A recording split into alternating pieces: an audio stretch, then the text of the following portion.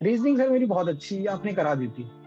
क्योंकि sir main बात है, आप सोर्सेज आपने बहुत दे दिए ना, कि मेरा मानना है कि सर जॉब मिलने से ज्यादा जरूरी है सही समय पे जॉब मिल जाना। तो इससे पहले मैं चल रहा था, आप सबसे मिलने के बाद मैं दौड़ने लग गया एक ही सोर्स से पढ़ना। जैसे सिंप्लीफिकेशन अप्रोक्सीमेशन, सर मेरे पास मैंने अरुण सर की बुक मंगाई थी, ब्रह्मास्त्र मेरे साइड में रखी हुई है, मैं वो उससे कर लेता था। और मेंस के लिए क्या करता था, जो सर ने जितनी भी पुरानी प्लेलिस्ट बनाई हो, चाहे वो 10 साल पुरानी क्यों ना हो, क्वेश्चंस वहां से देख देख के करता रहता था मेंस के लिए। लेकिन अभिजीत सर से पता नहीं मैंने कैसे बोल दिया कि सर मैं इसके अगली साल आऊंगा, सिलेक्शन लेके आऊंगा। और कल अभिजीत सर ने मुझे देखते पहचान लिया। ये अरे लड़का वाह। बोल के गया था। सर मेरा पहला एम था ही नहीं बैंक में आना, सर मैं म्यूजिशियन बनना चाहता था, मुझे सिंगिंग करना बहुत पसंद है।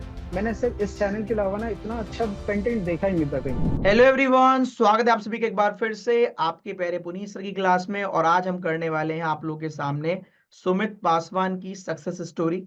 जैसे कि अभी आप जानते हो एग्जाम लगा हुआ है आरआरबी पीओ और क्लर्क का, तो क्यों ना उन्हीं की सक्सेस स्टोरी शेयर की जाए जिन्होंने आरआरबी पीओ और क्लर्क दोनों ही क्लियर किए हो, और वो भी इसी साल। तो सुमित, आपका स्वागत है। कैसे हैं आप, पहले तो ये बताइए। Thank you sir. सर मैं बहुत बढ़िया हूँ, आप बताइए। मैं भी बहुत अच्छा हूं। तो सुमित, पहले तो आप मुझे बताओ, आरआरबी पीओ और आरआरबी क्लर्क दोनों ही निकाले आपने, तो कब से जर्नी स्टार्ट करी, और उस जर्नी में क्या क्या आपकी डिफिकल्टीज आई, और कैसे ऐसा हुआ कि आपने दोनों ही निकाल दिए एग्जाम? उसके पीछे का मेन राज क्या है, जरा बताओ।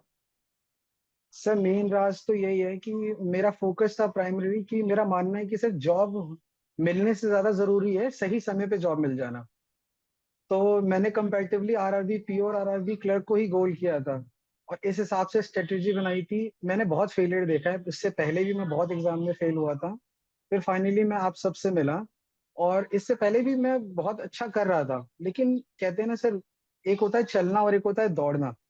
तो इससे पहले मैं चल रहा था, आप सबसे मिलने के बाद मैं दौड़ने लग गया। अरे और वाह। फिर मैं आरआरबी पीओ लास्ट ईयर मेरा प्री भी हुआ था, पिछले साल मेरे सारे प्री हुए थे, लेकिन मेंस मेरे सब में रह गया था। आईबीपीएस पीओ प्री भी हुआ था, आईबीपीएस क्लर्क प्री भी हुआ था, एसबीआई पीओ प्री भी हुआ था, लेकिन एसबीआई क्लर्क रह गया था।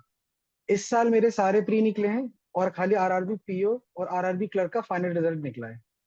और एसबीआई पीओ मेरा इस बार मैं अटेम्प्ट ही नहीं कर पाया, क्योंकि इस बार बहुत सारे एग्जाम्स क्लैश कर रहे थे। ओके। तो आरआरबी, हाँ। तो सुमित ये बताओ, जैसे आपने आरआरबी के पीओ भी निकाल लिया, क्लर्क भी निकाल लिया, तो जो बच्चे देख रहे होंगे उनके लिए मुझे बताइए कि आपकी क्या स्ट्रेटेजी रही। सबसे पहले रीजनिंग की शुरुआत करते हैं। जैसे प्री की बात करें, तो प्री में तो यस सर। आरआरबी ही अभी गोल है, तो आरआरबी के रिगार्डिंग ही बात करते हैं ना फिलहाल। कि आरआरबी यस में सर। 40 नंबर का रीजनिंग आ रहा है, 40 नंबर का मैथ आ रहा है, चाहे क्लर्क की बात कर लो चाहे पीओ की बात कर लो। तो मुझे जरा बताओ यस कि सर। आपकी क्या स्ट्रेटेजी थी। आपने प्री और मेन साथ में किया, या प्री प्री किया, या किस तरीके से आपने चैलेंजेस अडॉप्ट किए, मतलब ये बताइए। सर मैंने सबसे पहले चैप्टर्स अलग अलग ही करे, मैंने रीजनिंग पहले करी, क्योंकि सर मुझे रीजनिंग लगी कि नया सब्जेक्ट है, सब इसमें बराबरी है, तो इसमें स्कोप सबका, जो ज्यादा मेहनत करेगा उसके उतने नंबर आने हैं। क्योंकि इससे पहले रीजनिंग किसी ने नहीं पढ़ी होती है। तो मैंने रीजनिंग क्या किया, सबसे पहले छोटे छोटे चैप्टर्स उठाए, और मैंने टारगेट बनाया कि मुझे फाउंडेशन क्लियर कर लेना है 1 मंथ के अंदर। चाहे वो इनइक्वालिटीज हो, चाहे सिलॉग्स हो, चाहे सिटिंग अरेंजमेंट हो, चाहे रैंकिंग ऑर्डर हो, चाहे पजल्स हो, कुछ भी। फाउंडेशन क्लियर कर लिया, उसके बाद फाउंडेशन क्लियर करते ही मॉक देना शुरू कर दो। बेसिक जो मॉक आते हैं, जरूरी नहीं है बड़े बड़ी कंपनीज को दो, जो इजी इजी बनाते हैं, जो पर्टिकुलरली फोकस करते हैं आरआरबी पी और क्लर्क को। मॉक देते रहो, रिवाइज होते रहेगा। उसके बाद उसके साथ जब वो पूरा फाउंडेशन हो जाए रीजनिंग का, फिर उसके बाद मैथ शुरू कर दो। क्योंकि इसमें दोनों के 40-40 क्वेश्चन आते हैं, और वो 45 मिनट में करने होते हैं, तो लेवल कम होता है, स्पीड ज्यादा रखनी पड़ती है उसके लिए। तो मेरा प्राइमरी फोकस यही था कि पहले रीजनिंग कर लूँ, फिर मैं मैथ्स करूँ। और मेरा हो गया था फाउंडेशन लगभग 2 महीने के अंदर अंदर।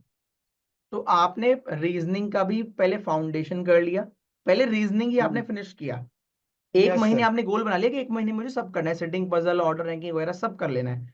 ऐसे ही यस आपने सर। एक महीना रखा मैथ्स के लिए कि मुझे एक महीने यस मैथ ही सर। मैथ करना है, फिर पूरा मैथ ही कर लिया आपने। यस जैसे सर। दो यस सर। महीने आपके प्री और 2 महीने में आपका रीजनिंग और मैथ का बेसिक वाला प्री लेवल का काम खत्म हो गया है ना। यस उसके सर। बाद, यस सर। उसके बाद उसके बाद उसके बाद मैंने एक टाइम टेबल सेट किया, कि सुबह उठ के जो छोटे छोटे चैप्टर्स होते हैं, जैसे 20 क्वेश्चन सिलॉक्स के लगा लिए, 20 क्वेश्चन इक्वालिटी के, 5 पजल सिटिंग की कर लिए, क्वेश्चन 5 पजल कर ली। ये रीजनिंग हो गया, ये मैक्सिमम सर 40 से 45 से मान लो 1 घंटा ही लग गया। फिर इसके बाद ये जैसे ही खत्म हुआ, इसके बाद ये सिर्फ प्री का बता रहा हूँ सर मैं। फिर इसके बाद 20 क्वेश्चन मैथ्स के कर लिए, उसके सिंप्लीफिकेशन, 20 अप्रोक्सीमेशन, 20 क्वाड्रेटिक, 20 जो भी मतलब ऐसे स्पीड मैथ्स के क्वेश्चन, और एक डीआई लगा ली, ज्यादा नहीं, 1 से 2 डीआई लगा लीजिए।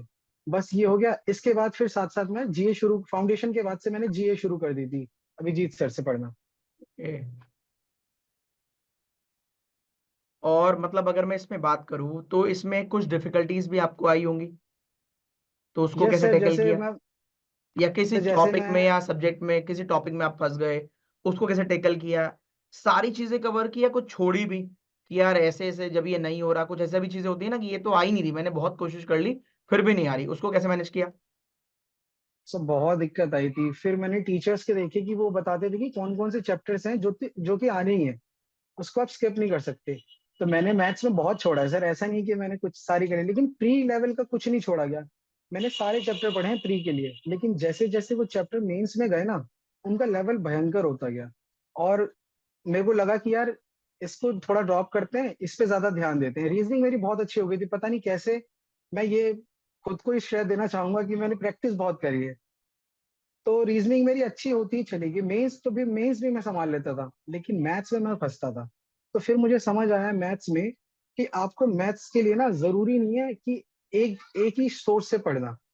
जैसे सिंप्लीफिकेशन, अप्रोक्सीमेशन, सर मेरे पास, मैंने अरुण सर की बुक मंगाई थी ब्रह्मास्त्र, मेरे साइड में रखी हुई है, मैं वो उससे कर लेता था। और मेंस के लिए क्या करता था, जो सर ने जितनी भी पुरानी प्लेलिस्ट बनाई हो, चाहे वो 10 साल पुरानी क्यों ना हो, क्वेश्चंस वहां से देख देख के करता रहता था मेंस के लिए। जिससे मेरा मेंस भी सही होने लग गया। प्रॉब्लम आती थी अर्थमेटिक में, तो अर्थमेटिक में मेरे 4 से 5 ऐसे मैंने चैप्टर बनाए थे जो डीआई में भी काम आ जाए, और जो मेरे को 1 से 2 नंबर दे दे खाली मेंस पास होने के लिए। लेकिन ऐसे करते करते पता ही नहीं चला सारे चैप्टर सही हो गए। मतलब चाहा था छोड़ना, लेकिन मैं छोड़ नहीं पाया किसी को, क्योंकि इस एग्जाम में छोड़ना नहीं है, क्योंकि इसमें करना ही कम है। तो अगर वो छोड़ दिया तो मतलब पूरा पेपर ही चला गया। बिल्कुल सही है, बिल्कुल सही है। तो इंग्लिश का बताओ, इंग्लिश कैसे किया, इंग्लिश कैसे टैकल किया? सर इसमें इंग्लिश मेंस में आनी थी। तो मेंस मेरी क्या है, इंग्लिश किसी की खराब हो या ना हो, मेरी खराब नहीं थी। मैं खराब नहीं बोलूंगा, मैं टाइम नहीं दे पाता था। टाइम देता तो हो सकता था मैं उसमें भी फुल मार्क्स अचीव कर लेता। तो मैंने क्या किया, मैंने किसी से सुना था कि रीजनिंग में, सॉरी, इंग्लिश में क्या है, रीडिंग करते जाओ। रीडिंग और फिर सिर्फ मॉक। मेंस के मैंने सिर्फ मॉक दिए, और सिर्फ कुछ नहीं किया साइड से, एरर डिडक्शन ये सब कुछ नहीं। 2 4 स्टार्टिंग में समझने के लिए वही फाउंडेशन इंग्लिश की भी किया था, इंग्लिश की करके फिर मैं सीधा मेंस के मॉक्स देने लग गया था। और मॉक्स के से ना मुझे समझ आने लग गया कि क्वेश्चंस कैसे अटेम्प्ट करने हैं, समझाने हैं। और सर भी क्लासेस लेते थे ना, विशाल परिहार सर, तो वो भी बताते थे कि इस तरह से क्वेश्चन आएंगे, इस तरह से टैकल करने हैं, क्योंकि एग्जाम का पैटर्न भी चेंज हो गया है। और मेरा इंग्लिश में सबसे ज्यादा नंबर थे इसमें, आरआरबी पीओ में। ओके। मेरे को यकीन ही नहीं हुआ था वो भी कैसे आ गए। जीए, जीए का बताओ एक बार फिर से। तो ये तो मैं फाउंडेशन खत्म होती, मैंने कहा ना, मैंने अभिजीत सर से शुरू कर दिया था। मैं अच्छा। आप सबसे मिला था एक, हाँ, एक इससे पहले मीटअप हुआ था ना जब मैं फ्रेशर था 2022 में। ओके। तो मैं वहां मिला था, तो मैंने ये सारी चीजें आप सबसे शेयर करी थी। तो मुझे पर्टिकुलरली सब सर से जाके मैं पूछा था। और जब मुझे सबसे कंक्लूजन मिला, तो फिर मैंने अपनी स्ट्रेटेजी खुद बनाई, क्योंकि किसी की सुन के कोई फायदा नहीं, अपनी भी बनानी पड़ती है। तो आप सबसे थोड़ा थोड़ा लेके अपना बनाया। और मैं प्रॉमिस करके आया था अभिजीत सर से, आप, मुझे शर्म आती है सबसे बोलने के लिए, लेकिन अभिजीत सर से पता नहीं मैंने कैसे बोल दिया कि सर मैं इसके अगली साल आऊंगा, सिलेक्शन लेके आऊंगा। और कल अभिजीत सर ने मुझे देखते पहचान लिया। ये अरे जगह वाह, बोल के गया था। अरे वाह, बहुत बढ़िया। देखो ऐसा ही होता है कि कोई ना कोई टीचर होता है जो जिसको आप बोल पाते हैं अपनी सारी चीजें। तो बहुत बढ़िया। और आपने देखो खुद से भी एक इनिशिएट लिया कि मैं ऐसा करूंगा, क्योंकि सबसे पहले तो खुद से वो जवाब आना जरूरी है कि क्या मैं कर सकता हूं। तो आपने खुद से वो एक चैलेंज लिया, क्योंकि हम दुनिया में सबसे झूठ बोल सकते हैं, अपने आप से नहीं। Yes sir. अगर आपने अपने आप को बोल दिया ना भाई तेरे को ये काम करना है, तो छुपाएगा किससे, क्योंकि हर वक्त तो अपने आप से मिलना ही है। तो वेरी गुड यार, यस ये सर। भी चैलेंज अपने आप को देना एक बहुत बड़ी बात है कि मुझे ये काम करना है और मुझे इस टाइम फ्रेम के अंदर करना है। तो अच्छी चीज आपके अंदर क्या लगी कि आपने चीजों को शेड्यूल जो बनाया अपनी पढ़ाई का, अपनी जो स्ट्रेटेजी बनाई, उसमें आपने ये भी नहीं कहा कि मैंने किसी का देखा भी नहीं। आपने ये भी कहा कि मैंने सबकी सुनी अच्छे से। तो किसी ने कुछ अच्छा बोला, किसी ने कुछ अच्छा बोला, फिर मैंने उनको अपने अकॉर्डिंग चीजों को चेंज किया। जैसे कि आपने कहा कि पहले रीजनिंग रीजनिंग मैंने पूरा कर लिया। तो ये सोचना और उसको इम्प्लीमेंट करके रिजल्ट में कन्वर्ट करना, ये एक बहुत बड़ी बात है। जैसे आज जो बच्चा आपको सुन रहा होगा, तो शायद पहले, आज से पहले किसी ने ये चीजें बहुत कम लोगों ने बोली होगी तो लाइव कैमरे पे नहीं बोली होगी। लेकिन आपने उसको बोला, तो शायद कोई बच्चा ऐसा सोच रहा होगा, तो वो कर भी पाएगा कि वो अब टाइम फ्रेम बना सकता है कि यार अप्रैल है, अप्रैल में थोड़ा-सा और एफर्ट लगा के मान लेते हैं अगर 8 तारीख है आज, तो अप्रैल अप्रैल के 1 महीना और लगा लीजिए 8 मई तक आपने प्री कवर कर लिया रीजनिंग का। 8 जून तक आपने मेंस मैथ भी कवर कर लिया। फिर आपने पूरा जून और जुलाई आपने मेंस भी 2-2 सब्जेक्ट कवर कर लिए और फिर आप एग्जाम निकाल के फिर से मेंस भी निकाल सकते हैं। तो अगर आप स्ट्रेटजी बनाएं, टाइम आपको पता हो कि आपका एग्जाम कब है, तो सही स्ट्रेटजी को सही तरीके से इंप्लीमेंट करके आप भी सिलेक्शन ले सकते हैं। पर उसमें सबसे पहले जरूरी है विश्वास, क्योंकि विश्वास ही नहीं है तो फिर नहीं हो पाएगा। अगर आपको लगता है कि यस सर। सुमित की स्ट्रेटेजी आपके काम आ सकती है और आपको अपने इंस्टिंक्ट पर ट्रस्ट है, तो ही इस स्ट्रेटेजी से जाएं, वरना नहीं। वरना कोई भी स्ट्रेटेजी आपके लिए तब तक काम नहीं आएगी जब तक आपको उस स्ट्रेटेजी के साथ अपने आप पर विश्वास नहीं है कि आप वो काम इतना कर सकते हो। ठीक है, तो दोस्तों इंप्लीमेंट कीजिएगा, डेफिनेटली आपको फायदा होगा अगर आपको यकीन हो जाता है तो सुमित, और कोई भी चीज, जैसे आपने कहा आपने काफी सारे फेलियर देखे, तो वो फेलियर्स जो आए तो वो कैसे आप अपने आप को बाउंस बैक करते थे? कोई ऐसी इंसिडेंट या फिर कोई ऐसा मोटिवेशन, या क्या रहा आपका मेन फैक्टर कि आप वापस आ पाए, बार बार लड़के चीजों को वापस आ पाए? सर मेरा पहला एम था ही नहीं बैंक में आना सर, मैं म्यूजिशियन बनना चाहता था, मुझे सिंगिंग करना बहुत पसंद है। तो क्या हुआ, हम तीन भाई हैं। तो मैंने अपने पापा से बोला पापा मुझे सिंगिंग करनी है, तो पापा मेरे इतने अच्छे हैं, फैमिली बैकग्राउंड मतलब इतना ठीक नहीं है लेकिन फिर भी सपोर्टिव है। उन्होंने कहा चले जाओ म्यूजिक क्लास में, चला गया। अब मेरा भाई आता है अगले महीने, वो कहता है मुझे डायरेक्टर बनना है। अब मेरे पापा कंफ्यूज कि अब तो बच्चे अपने अपने ख्वाब देख रहे हैं, इसमें से सक्सेसफुल कौन होगा।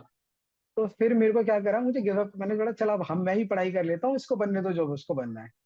तो उसके बाद मैं क्या है, मैं पढ़ाई पे लग गया। और जो मेरी पढ़ाई का खर्चा था, वो मेरा छोटा भाई है, वो अभी शायद 19 साल का है। वो एक सीए के अंडर फर्म में असिस्टेंट है, तो वो मुझे लाइब्रेरी की फीस, मेरे कपड़ों के पैसे, वो मुझ पे मतलब खर्चा करता है। अब वो कहता है कि भाई तू पढ़ ले, मैं यही काम करूंगा। लेकिन कहने मतलब पैशन फॉलो नहीं कर पाया। और रही बात मोटिवेशन की, तो सबसे बड़ा मोटिवेशन तो ये छोटा भाई हेल्प कर रहा है, सारे खर्चे मेरे वो उठाता है, पापा से मैं मांगता ही नहीं हूँ। भाई 1,000 दे दे, भाई 2,000 दे दे, बुक्स लेनी है। और सर एक चीज और मैं नोटिस इसमें करना चाहता हूँ कि अपने एग्जाम के टाइम में ना, या जब आप तैयारी कर रहे हैं, खर्चा करने से मत डरिए। बुक्स लेनी हो ले लीजिए, मॉक्स लेने हो ले लीजिए, एक बार खर्चा करना है। ये मेरे पास अगर मैं सभी दिखाऊंगा नहीं, इतनी बुकें पड़ी है ना। ऐसा नहीं है मैंने सारी पढ़ दी है, लेकिन हाँ मैंने खरीदी है। मैं सबको ये भी नहीं कहूंगा खरीद लो, लेकिन एटलीस्ट ना ट्राई करना चाहिए। अपने अपनी अगर करियर अच्छा करना है सर अपना, तो इन्वेस्टमेंट तो करनी पड़ेगी। तो मेरा भाई मेरे इन्वेस्टमेंट करता था। और सर ये पिछली साल मैंने एल आई सी एडीओ दिया था, डबल ए दिया था। L I C double A में मेंस में गया था, एल आई सी एडीओ में मैं इंटरव्यू लेवल तक गया था, मैं फेल हो गया।